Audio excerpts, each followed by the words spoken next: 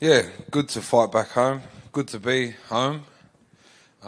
So I'm pumped.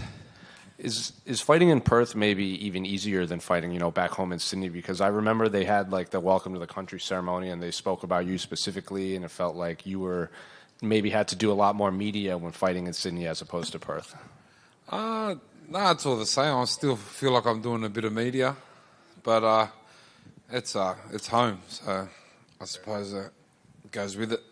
You got matched up with Jairzinho, and he said he wouldn't use the term happy, but he said it was nice having to prepare for an opponent that he didn't think was going to be shooting on his legs or grappling or anything. So when they matched you up with Jairzinho, were you looking forward to just getting in there, getting in a fist fight? Yeah, definitely. It's I suppose it's a good fight for both of us. I've been watching him for a while now, so it's they're usually the fights I like to take and challenge myself. So I'm looking forward to it. I saw on your social media you used the phrase like, my head ain't been too good the last couple of years. I guess as much as you can talk about it, like what was exactly going on in your life that maybe you cleared up? We're normal people, we got shit goes on, and we deal with it certain ways. I feel like my head's been other places other than fighting, so, and it's been showing in my performances. So, but that's how life goes, and we roll on and we roll through. So I feel like I've gotten over that and ready to roll. We saw a video of you sparring with Alex Pereira, and even Jairzinho said you can learn something from anyone, especially Alex. So what was it like sparring in there with him? Yeah, it was kind of my first training session back, and I got the shit punched out of me. So I think I left a few days after that to Dubai, and I was like, yeah, fuck, I better go train. So we've spoken to a few guys that have sparred with him, and when you use big gloves, it's one thing, but they say like, well, if we had MMA gloves, this would feel a lot different getting punched by him. So what was it like feeling him touch you? Oh, I don't. His power was, I fight in heavyweight, so we can take a punch or two, but it was more. I hadn't been training. I went in and I was fucking running out of breath and getting the shit punched out of me. So. But that's the sport we do, and it was all fun and games. We also saw you're going to do the Amazing Race. How did that come about? Yeah, the Amazing Race. They just kind of popped up, and I thought it's a bit out of my thing, but it was a great experience that I'll get to do with my brother, and people from where I'm from usually wouldn't get to experience things like that, so it was a great opportunity, and we took it and ran with it. And just two quick ones for me, unrelated to your fight. I don't know if you saw, but in November they're going to implement some of the rule changes that will allow 12 to 6 elbows, and it's redefined the grounded opponent rule. You can no longer play the game with just a hand on the ground. So I'm curious, did you hear about these rules, and do you think it's been a long time coming? I don't even think I know the actual rules, so... you can kick him in the face? So you can't soccer kick him, but you need, some fighters will put their hands on the ground to avoid getting elbowed or kneed or anything, and now they need another part. You can't just prop your hand up and be considered grounded. If my hand's on the ground, I'm probably tapping out, so it's probably not for me.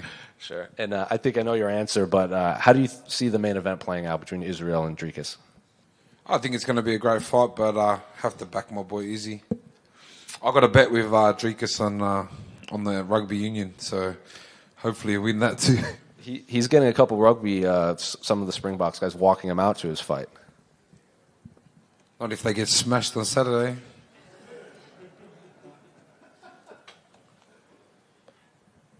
Tai, back here. The last time you were in Australia, as mentioned, you were fighting in Sydney. I asked you about that, and I wasn't sure if you were still living out there, and you said everyone knows where I live. Since then, you have moved to Dubai. You're a man who reps Western Sydney through and through. Why make that decision, and how difficult was it? I didn't move there. I lived in Dubai for 3 years when I was on my little winning streak, and Dubai's just a real good place for me. I just go there. I just tune in, and I got one thing to think about, and that's fighting. When I'm home, I got friends, family. I got a few businesses that I have to, and when my head's all around, I'm not thinking about fighting. So, and I'm a normal bloke, if there's parties, there's birthdays. Fuck, I'm usually the first one there. So, to be away and to sacrifice those things, it's kind of better for me, and just keeps my head on the fight. What is the style of training you get out there? Focused, I suppose. Fighting is a lot of a mental game, you know. I'm not going to come out and be a fucking wrestler or anything like that, but when I'm there, I just eat, sleep, and train, you know what I mean? So it's more just a mental thing for me. You mentioned those other businesses that you have, Drink West as well as Bam Bam Buds. Are those things that you had dreamed up of doing and then you approach someone about it? Does someone come to you to set that up? How do that come to be? No, they're just things that I love, drinking piss and smoking weed. So it's it kind of goes with, and I suppose that's what I love to fight, so I love to, that's how I make my money. And I believe that in life you should do things that you love. Awesome, thank you very much. Thank you. Tai, down here to your left. You mentioned, the little winning streak that you're on, obviously a 5-fight KO streak, and haven't been able to recapture that in the past few fights. But you have been here before, and that 5-fight winning streak came on the heels of that. So does that give you confidence to know that you've been in this exact situation before and you were able to turn it around in a big way? Oh, definitely there's some pressure, but I've been here before. I'm from Western Sydney. We're on the losing end of the spectrum, but we overcome, and that's what adversity is about. And we come out winners. So, I'm ready to come back now. Fucking losing shit. Tai, again, it was 2018, UFC 221, I believe it was, that you had a good win over here. You were probably robbed of a performance of the night bonus that night. Are you keen to get that back on this Sunday? Oh, extra money I'll never say no to, so I'm keen for actually, at the moment, I think that's one thing we've been working on is just staying, focused and winning, not having to go out there and trying to take someone's head off. But I kind of get to the mix a bit.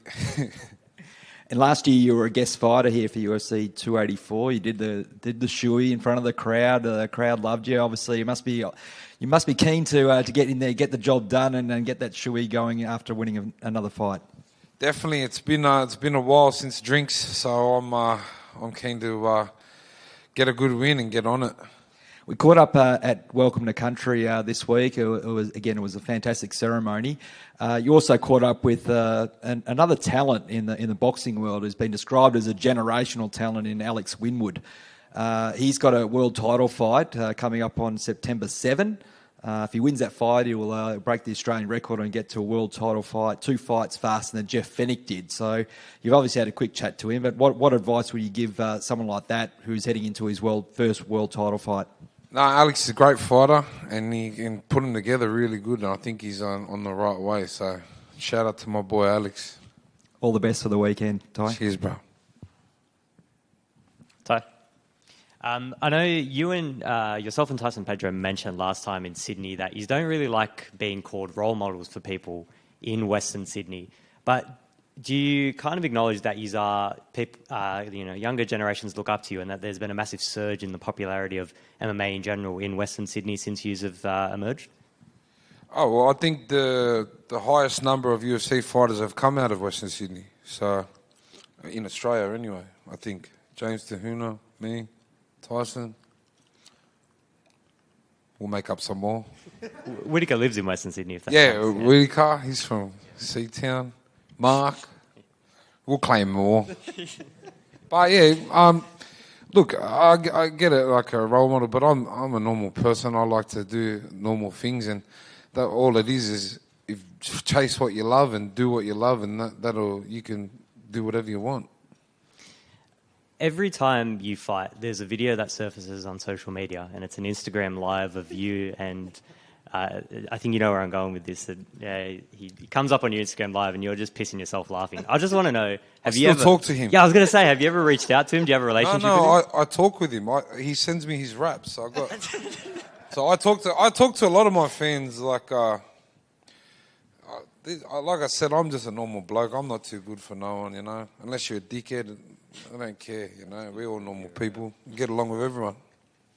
But yeah, I still talk to old mate. He picks fruit in Adelaide. It's one of the best videos ever, honestly. It comes up every time, and it's always hilarious. Going to Dubai, I think it was something that Tyson Pedro said before his last UFC fight, is that he liked getting away from the family because it was almost light at the end of the tunnel and a bit of motivation that once he gets through his fight, he's got his family there. Is that something that you've used as well? Yeah, definitely. I like being out of my comfort zone because when I'm too comfortable, I can go off track. But I sacrificed seeing my son for 9-10 weeks, and obviously it's a bit hard, but I've got to work hard now, and then we can enjoy the fruits later. Speaking of your son, when the WWE was here in Perth, you came out here and he seemed to love it. Is there a future for you in the WWE? I'd love to give it a crack. I've been a fan of the WWF back in them days, and I've been a big fan. And obviously, there's a big Samoan community in the wrestling crowd, so I'm definitely keen. I don't know about my acting skills, but we'll have a crack. You can join the bloodline. I'll be the leader of the bloodline. And just finally, Panthers, they're going to do the 4-peat? Definitely. It's 4 Mad Mondays. Thank you. Ty, just down here, that gentleman who sends you his rap songs, are they any good? Oh, I don't want to put him on blast right now, but my man's good. He's good. We just say he's good.